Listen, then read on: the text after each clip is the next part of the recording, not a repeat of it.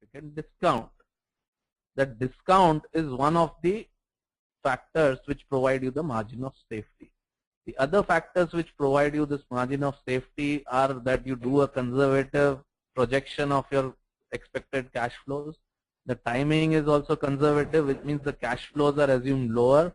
The timing is assumed later, and the of the cash inflows is assumed later, and the discount rates are assumed higher.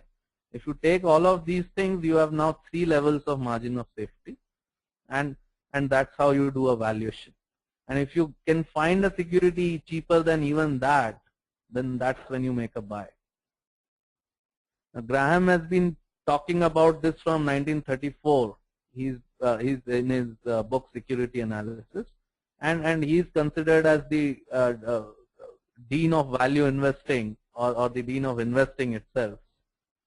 However, this is a very basic concept which all prudent businessmen know, or all prudent investors know, and intuitively carry it out, that you should pay less than the value of an asset to buy it, and you should sell it at when there is a buyer available for higher than the. That's what a rational investor is. Okay. So to summarize, the difference between the efficient market hypothesis and value investing is that the efficient market hypothesis believes in high returns being a result of high risk, while value investing believes in high returns being coming out of low risk. When you take low risk, when you pay less amount, when you're buying significantly below the intrinsic value, is when you get high returns. Efficient market hypothesis suggests that no amount of research or data gathering will yield risk-adjusted returns, high risk-adjusted returns, because all analysts, all researchers, all investors have that same information available, and hence can get those returns. So you can't really outperform anyone else. On the other hand, value investing looks at situations and analyzes that there are instances where there is a high perceived risk, which is why high returns are available. However, the actual risks might be lower. These are rare instances, but they are possible. This is what is the belief of value investing, and the job of a rational value investor is to sift through a lot of those high perceived risk opportunities and find those rare cases when the actual risk is much lower. So value investors do believe that market is populated by rational investors, and most of the time the valuations should be appropriate. In the rare case when they are not, they pounce and they invest heavily and get their high returns. The third leg of efficient market hypothesis is that the market is in equilibrium and all investors are rational investors. However, value investors believe that many times in most markets, some securities are always available which are mispriced, and sometimes most markets at some point of time will be mispriced.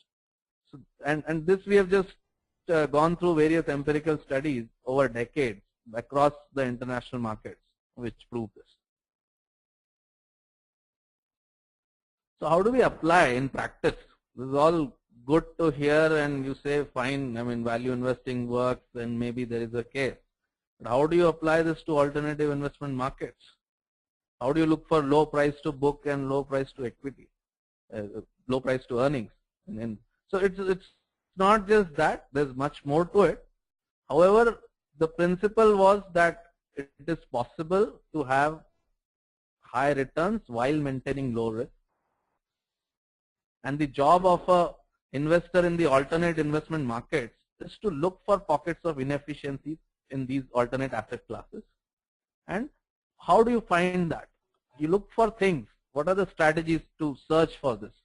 You look for assets which are not on the radar of most investors. There are fads, or there are asset classes which become very popular. The value investor normally looks for things which are not on the radar. Second is which assets do not have adequate public information available.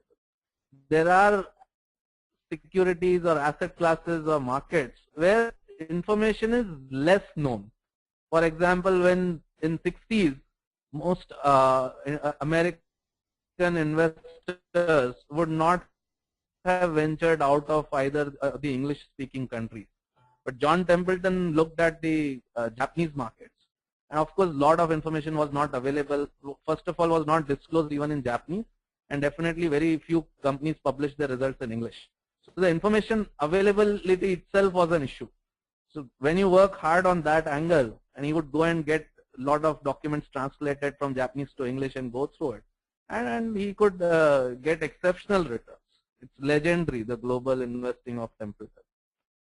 Okay, which assets are difficult to analyze? So another way, a place where you can look at. There are a lot of assets which are difficult to analyze. It's complex structures, multi-level holding structures, etc. And it's difficult to see. There are assets which are hidden from the public eye. And if you dig deep enough, if you analyze the tough thing, you will be able to find once in a while those assets. There are assets which suffer from a negative bias. If you think about it, in the late 90s, the US markets, the listed markets, were completely binary. There were these technology stocks which were extremely hot, and the brick and mortars which were suffering a negative bias. So you could clearly go into the US markets in late 90s and buy a Procter & Gamble, Coca-Cola and American Express and stocks like that, which were suffering a negative bias at that time. The investors. Most investors have liquidity horizon within few months or within about a year, a 12-month horizon. So if someone looks at a liquidity horizon or a holding period of about 3 years to 5 years, chances are high that you will be able to find gems which will unlock value over that time period, that holding period, and hence be able to beat the market. Which assets are being transacted? They are holding a security, and the company has done a stock split, and they have demerged a small spin-off. Now that is below the holding market cap or defined for those investors. So they're not allowed to hold stocks below a certain market cap, and as soon as they get that demerged entity shares, this is an example of what kind of constraints.